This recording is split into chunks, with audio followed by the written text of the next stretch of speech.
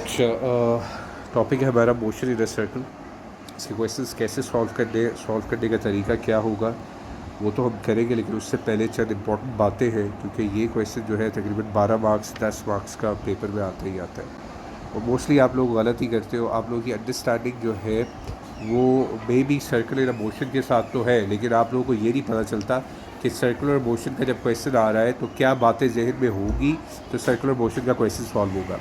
अगर वो बातें जहन में नहीं होगी तो बेटा सर्कुलर मोशन का क्वेश्चन फिर पेपर के दौरान आप लोग बैठे होंगे और पता ही नहीं चलेगा कि क्वेश्चन सॉल्व कैसे करना है। ठीक होगी बात। ये अच्छा, ये तो टॉप क्वेश्चन है, पास पेपर के क्वेश्चन है। उससे पहले कुछ चीज़ें हैं जो कि हमने डिस्कस करनी है, ताकि हम हाफिज़ हो जाए सर्कुलर मोशन के क्वेश्चन आए और हमें पता हो हमने किस तरीके से अटैम्प्ट करना है। ठीक है। पहली चीज़, जब भी हम सर्कुलर मोशन की बात करते हैं, यानी कि सर्कुलर मोशन, लेट्स सपोज हमारा ये चैप्टर है, इसके अंदर हमने दो चीज़ों का ख्याल रखना है। एक कि क्वेश्चन जो है वो kinematics of uniform circular motion का है कि नहीं है। Kinematics of uniform circular motion,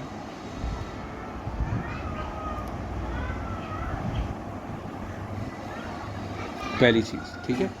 अच्छा, अगर तो क्वेश्चन जो है वो काइनेमेटिक्स यूनिफॉर्म सर्कुलर मोशन से है, ठीक है, तो फिर हमने क्या चीज़ें आनी चाहिए हमें जिसके थ्रू हम क्वेश्चन को सॉल्व करेंगे। ये तो एक बात हो गई ना कि क्वेश्चन जो है आया वो है काइनेमेटिक्स यूनिफॉर्म सर्कुलर मोशन से है कि नहीं है। दूसरी चीज़ जो है वो क्या है, पहले वो भी देख लो ताकि फिर आपको पता चल जाए।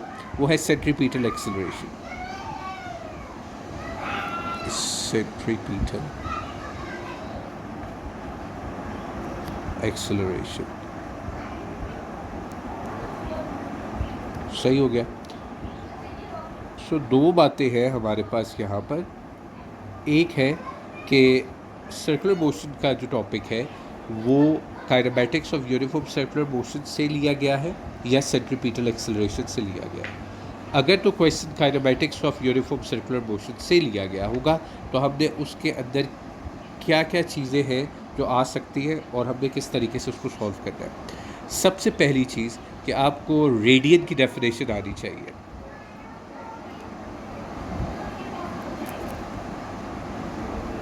एक बात हो गई। दूसरी बात आपको क्या आना चाहिए, आपको एंगुलर डिस्प्लेसमेंट जो है एक्सप्रेस करना आना चाहिए।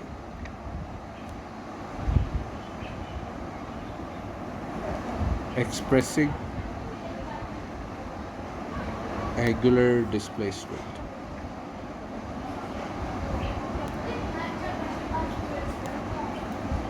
ठीक हो गया। आपको रेडियन की डेफिनेशन आनी चाहिए, यानी कि उसको डिफाइन करना आना चाहिए। ठीक होगी बात। और आपको एक्सप्रेस करना आना चाहिए कि किस तरीके से आपने एंगुलर डिस्प्लेसमेंट को एक्सप्रेस करना है। अच्छा, ये भी हो गई बात। आगे आ जाओ। फिर हाँ, कुछ फार्मूलाज है जो कि आपको पता हो। जिस तरह एक फार्मूला है which is omega equals to 2 pi upon T. एक फार्मूला है v equals to R omega.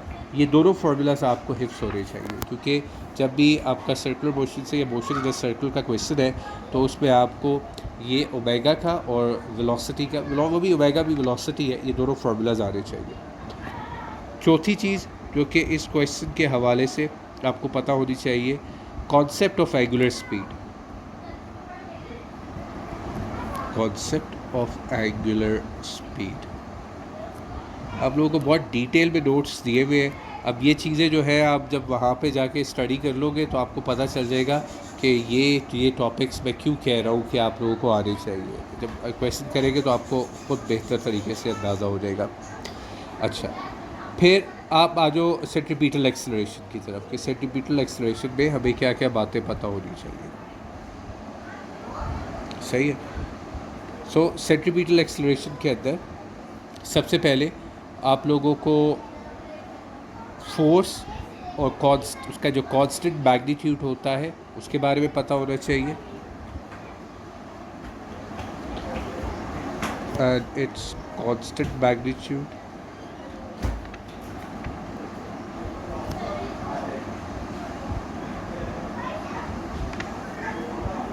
ठीक हो गया, ये हो गई बात। फिर अच्छा ये याद रखो कि ये जो इसका कांस्टेंट मैग्नीट्यूड होता है that is always perpendicular to the direction, ठीक है, ऑलवेज परपेंडिकुलर। मैं यहाँ पे मेंशन कर देता हूँ, ठीक है, कि ये पार्ट जो है दिस बिलोंग्स टू दिस, कि ऑलवेज परपेंडिकुलर होगा, उसका जो मैग्नीट्यूड होगा वो क्या होगा, ऑलवेज परपेंडिकुलर होगा, पहली चीज़। दूसरी चीज़ जो है वो आपको ये पता होना चाहिए कि इसके फार्मूलाज कौन कौन से हैं। एक ओमेगा का फार्मूला है और दूसरा एक्सेलरेशन का फार्मूला। अच्छा हाँ, और फोर्स के भी दो फार्मूलाज हैं। सबसे पहले आप लोग देख लो कि इसका जो एक्सेलरेशन का फार्मूला है that is equals to R omega square, ये पहला फार्मूला है। दूसरा फार्मूला इसका है acceleration equals to V square upon R, ये दूसरा फार्मूला है, ठीक है। उसके बाद जो इसके फोर्स के फार्मूला है सेंट्रीपिटल फोर्स के, वो कौन कौन से, एक है F equals to M R omega square, ठीक हो गया, और जो दूसरा फार्मूला है that is F equals to M V square upon R, जो कि कॉमन सेंट्रीपिटल फोर्स का फार्मूला है, हर एक को पता ही है, ठीक है। अब ए लेवल्स में जाके अगर आप लोगों को ये वाला फार्मूला दिया आएगा तो फिर देख लो, सही है। आखिरी चीज़ जो है वो है कि आपको सेंट्रीपिटल एक्सेलरेशन जो कि कॉज करता है सर्कुलर मोशन को, ये पता होना चाहिए, ठीक है, क्योंकि कई वो डायग्राम्स देगा, अजीबो गरीब सी डायग्राम होगी जो कि सर्कुलर में दिख रही होगी और उसके वो रीज़न पूछेगा, उसका रीज़न यही है जो मैं बता रहा हूँ। अब क्वेश्चन जैसे मर्जी वो जितना घुमा फिरा ले, रीज़न यही होता है, ठीक है। हाँ, अब जाहिर है कुछ वोकैबुलरी होती है जो कि उस वक्त क्वेश्चन की रिक्वायरमेंट के मुताबिक होती है, जो हमने यूज़ करनी होती है। तो आपको ये पता होना चाहिए कि जो सेंट्रीपिटल एक्सेलरेशन है, मैं बल्कि लिख देता हूँ, centripetal acceleration causes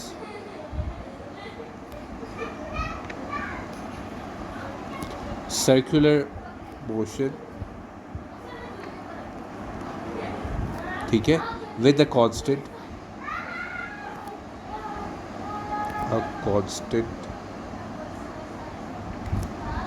angular speed, ठीक है।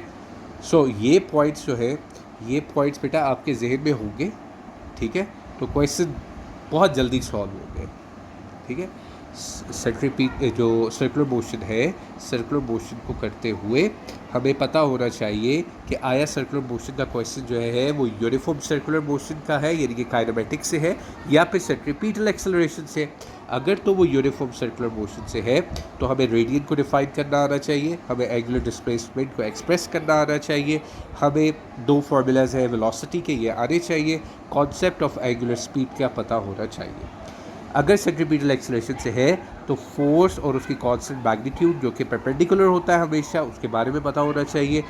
एक्सेलरेशन का एक formula which is R omega square, और एक्सेलरेशन का दूसरा formula which is V square upon R का पता होना चाहिए।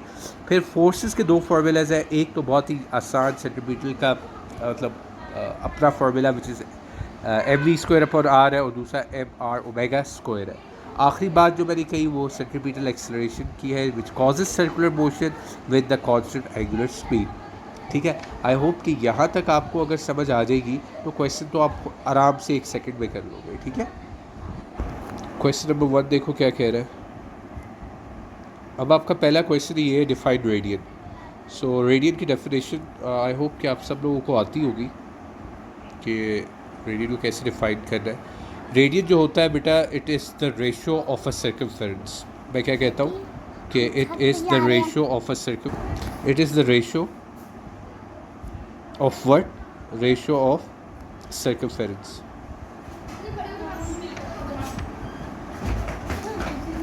सर्कमफेरेंस, पहली बात, it is the ratio of a circumference to the radius of a circle.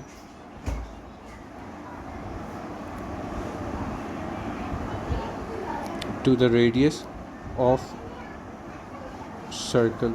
मेरे ख्याल से इतनी आसान डेफिनेशन और कोई नहीं हो सकती, because it's really easy to in understanding the ratio of a circumference to the radius of a circle. So this is what we call a radian. सही है. अच्छा, पार्ट बी देखो, अगला क्वेश्चन देखो क्या कह रहा है. कह रहा है the path of an alpha particle traveling at a linear speed of 2.8 into 10 raised to power 7. So ये बेटा उसकी स्पीड दी हुई है उसने. Is an arc of a circle of radius 1.4 meter. ये उसका जो है रेडियस का रेडियस दिया हुआ सर्कल का, और जो यहाँ पे हमें नज़र भी आ रहा है दिस इज़ व्हाट, ये उसे आर दिया हुआ है, ठीक है. और ये जो है यहाँ से जो है वो जा रहा है, और ये उसकी स्पीड गिवन है. ठीक हो गया. अच्छा, अब अकॉर्डिंग टू दिस होल, ये जो मेरी एक्सप्लेनेशन थी, अगर मैं इसको देखूँ तो मुझे पता चल रहा है कि भाई यहाँ पे मैं अगर फार्मूला इनको यूज़ करता हूँ तो मैं तो आराम से अपने आंसर तक पहुँच जाऊँगा जो वो पूछ रहा है. सो बी के लिए मैं क्या कहता हूँ, मैं कहता हूँ omega equals to V upon R, जहाँ पे v मेरे पास है 2.8 इंटू 10 रेज टू पावर 7, ठीक है, और r था 1.4. आंसर जो है ये आप लोग मुझे बताओगे क्या आ रहा है और क्या नहीं आ रहा. बल्कि एक मिनट है जो मैं इसको कैलकुलेट कर ही लेता हूँ आंसर को क्या आ रहा है. So the answer will be 2.82, that will be 2.0 into 10 raised to power 7 radian. ये बेटा आपका आंसर आ रहा है. आगे क्या है, आगे वो कह रहा है कैलकुलेट द, ये तो हो गया alpha particle with the centre of the C circle. The alpha particle is moving in a uniform force field. किस में जा रहा है, यूनिफॉर्म फोर्स फील्ड में चल रहा है. State the name of the force field that would produce the motion. बेटा अल्फा पार्टिकल है, कौन सा है, अल्फा पार्टिकल है, और फोर्स फील्ड क्रिएट कर रहा है. तो जो फोर्स फील्ड क्रिएट कर रहा है अल्फा पार्टिकल, तो जो मोशन होगा वो कौन सा होना चाहिए, हाँ, that will be magnetic obviously. ये तो बहुत ही आसान सा जवाब था, ठीक है. फिर कहते हैं state the direction of the force field. Direction जो है आपके थंब की डायरेक्शन होगी, तो थंब की डायरेक्शन जो है वो इनटू द प्लेन होगी, यानी कि पेपर की तरफ होगी. तो हम कह सकते हैं, इसका जवाब मैं इधर लिख देता हूँ, सही है, इनटू द प्लेन.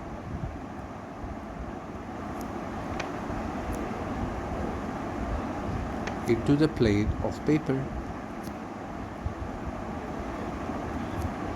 सही होगी बात. अच्छा, question number 3.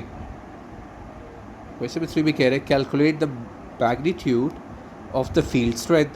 Magnitude of the field strength मैंने अभी बताया भी था एक्सप्लेनेशन में, ये क्वेश्चन देता है. अच्छा, अब ये क्वेश्चन थोड़ा सा हमें करना पड़ेगा समझ के अच्छे तरीके से, क्योंकि नहीं तो गलत हो जाएगा. अच्छा, क्योंकि वो बात कर रहा है कि magnitude of the field strength की ना, कि बताओ फील्ड स्ट्रेंथ, जो फील्ड स्ट्रेंथ है वो बताओ. सो अब क्योंकि हमारा जो है मैग्नेटिक फील्ड जो है वो मैग्नेटिक है, तो हम फार्मूला जो यूज़ करेंगे, क्वेश्चन लिख दो, थर्ड है. सो वो क्या यूज़ करेंगे, हम कहेंगे B Q V, not M Q V, it's B Q V equals to M V upon Q R का फार्मूला यूज़ करेंगे. सही होगी बात. अच्छा, अब इस फार्मूला को थोड़ा सा अरेंज कर लो. सही, कैसे, हमें क्या चाहिए, सिर्फ बी चाहिए, ऐसी बात है ना. और यहाँ से अगर हम इसको स्क्वायर, इस क्यू को, वेट सेकेंड, अरेंज कैसे करोगे कि ये जो स्क्वायर है ये तो वी से कट जाएगा आपका यहाँ पर, ठीक है. सो अब हमें तो क्योंकि बी से सिर्फ लेना देना है, तो बी को इधर मैं रखूँगा, एम वी, क्यू को मैं नीचे ले आता हूँ. सो बेटा ये क्यू आर बच जाएगा. अभी भी और भी अरेंज हो रहा है. So B will be equals to, इसको अगर M upon Q, V upon R को, ये वाला पार्ट जो है, ये पार्ट देखो, वी अपॉन आर, ये किसके इक्वल होता है, ओमेगा के इक्वल होता है. So M upon Q multiply by omega हो जाएगा. सो ये लास्ट फार्मूला जो है हमारा बन रहा है. अब मैं वैल्यूज पुट करूँगा और आंसर ले आऊँगा. So B will be equals to 4 into 1.66 into 10 raise to power -27 upon 2 into 1.6 into 10 raised to power -19। Okay जी, पीछे हमारा आंसर क्या आया था ओमेगा का 2.0 into 10 raise to power 7 2.0 into 10 raise to power 7। इसको कैलकुलेट कर लो और देख लो आंसर क्या है। आंसर मैं निकाल लेता हूँ, एक मिनट देना मुझे ज़रा। तो बेटा आंसर जो है वो फाइनल आंसर आ रहा है 0.42 टेस्ला, ये आंसर आ गया। अच्छा, अब आप लोग सोच रहे होंगे कि ये जो दो वैल्यूज़ है ये कहाँ से आई है, 4 और 2 कहाँ से आया, सही है। सो बेटा आप लोगों को पता है कि मास ऑफ अल्फ़ा पार्टिकल जो है वो कितना होता है, 4। वाई? क्योंकि जो चार्ज है, ठीक है, of alpha particle that is equal to 2e। So अगर चार्ज जो है अल्फ़ा पार्टिकल का वो 2e है तो बेटा मास कितना होगा, 4 होगा। तो ये दोनों वैल्यूज़ जो है ये मैंने ऊपर अप्लाई किया, क्योंकि क्वेश्चन बनता है, क्योंकि आप लोग सोच रहे होंगे कि सर ने कहाँ से अप्लाई की, तो मैंने ऊपर मेंशन नहीं किया था इसलिए मैं नीचे मेंशन कर रहा हूँ। अगला क्वेश्चन देखो क्या है, कह रहे the track of a second alpha particle is the same force field is seen to spiral. ये आप देख रहे हो कि यहाँ पे वो डायरेक्शन ज़रूर पूछेगा इसकी कि यहाँ पे जो है वो यू घूम भी जा रहा है, सर्कुलर मोशन क्रिएट कर रहा है, ठीक है। और फिर वो कह रहा है suggest a reason for the spiral path, जैसे रीज़न बता रहे हैं कि स्पाइरल पैथ हो क्यों रहा है। The reason is very easy, even जो मैंने अभी एक्सप्लेनेशन दी थी सर्कुलर मोशन की उसके अंदर भी रीज़न मौजूद था। अच्छा, पहली चीज़ तो देखो ना कि यहाँ पे जो हमारा मोशन थी वो इनटू पेज था। अगर हम सिर्फ मोशन की बात करें, जो मैंने ऊपर भी मेंशन किया था, मोशन इनटू पेज था, ठीक है। ये बात भी मेंशन कर लो क्योंकि उसे सजेशन मांगी है और 3 मार्क्स का क्वेश्चन है, तो इसलिए ये बात भी मेंशन कर दो कि मोशन जो है वो इनटू पेज है, सही। और क्या हम बता सकते हैं और क्या क्या चीज़ इसके बारे में एक्सप्लेन कर सकते हैं। दूसरी चीज़ जो है बेटा आपका जो सर्कुलर मोशन है, ठीक है, क्योंकि वो जो अल्फ़ा पार्टिकल है वो एक सर्कुलर मोशन क्रिएट कर रहा है एक रेडियस के साथ, सो उसकी जो मूवमेंट है वो कांस्टेंट स्पीड के साथ है, ठीक है। अल्फ़ा जो पार्टिकल है वो क्या क्रिएट कर रहा है, सर्कुलर मोशन क्रिएट कर रहा है, ठीक है। और नज़र आपको यहाँ पे रेडियस नज़र आ रहा है, ठीक है, एक रेडियस भी है और कॉन्स्टेंटली वो मूव कर रहा है। क्या मूव कर रहा है, कॉन्स्टेंटली, किस में, मोशन में, ठीक है। और कौन से मोशन में, कॉन्स्टेंटली जो है वो मोशन में है with the speed along the line of force, ठीक है। अगर मैं इसका आंसर बनाऊंगा तो कुछ इस तरीके से बनाऊंगा, because it is a circular motion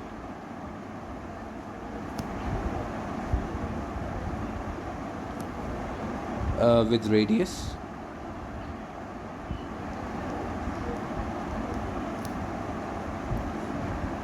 that moves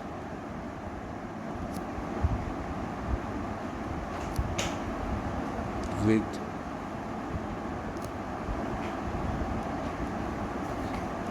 constant speed along the line of force।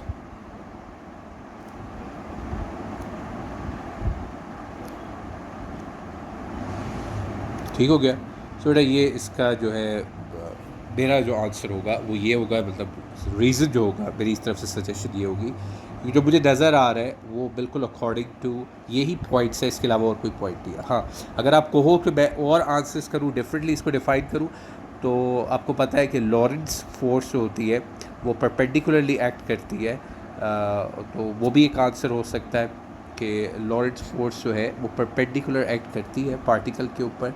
So this force constantly changes the particle direction causing it to spiral. मतलब आप ये भी कह सकते हो, मतलब मैं अगर इसको भी डिफाइन कर दूँ कि लॉरेंट्ज़ फोर्स जो है ये जो है एक्ट्स परपेंडिकुलर, ऐसे बता देता हूँ, और परपेंडिकुलर एक बात हो गई, ठीक है। अब इसके परपेंडिकुलर एक्ट्स होने की वजह से क्या हो रहा है, वेलोसिटी और मैग्नेटिक फील्ड जो है वो पार्टिकल के अंदर आ रही है। क्या चीज़ आ रही है, एक आ रही है वेलोसिटी और दूसरी चीज़ आ रही है मैग्नेटिक फील्ड।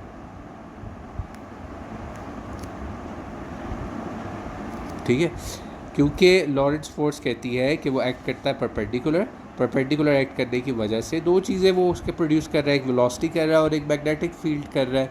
ठीक है, तो इसकी वजह से जो लॉरेंट्ज फोर्स है, दोबारा से ये जो लॉरेंट्ज फोर्स है वो कॉन्स्टेंटली चेंजेस द पार्टिकल करेगी।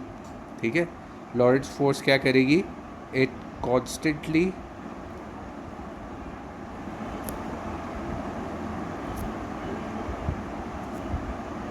changes the particles direction। सही हो गई। अब कॉन्स्टेंटली जो है उसकी पार्टिकल की डायरेक्शन तब्दील हो रही है, तो क्या होगा बेटा, कॉजिंग इट टू स्पाइरल,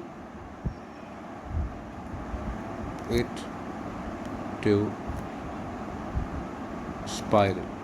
ठीक है, यहाँ पे ये क्वेश्चन ख़त्म हो जाता है। आई थिंक 11 मार्क्स का है, तो अगर आप लोग देख लो, आप लोग इस तरीके से लिखते हो तो you will easily get 11 out of 11, आप लोगों के ये मार्क्स आ जाएंगे।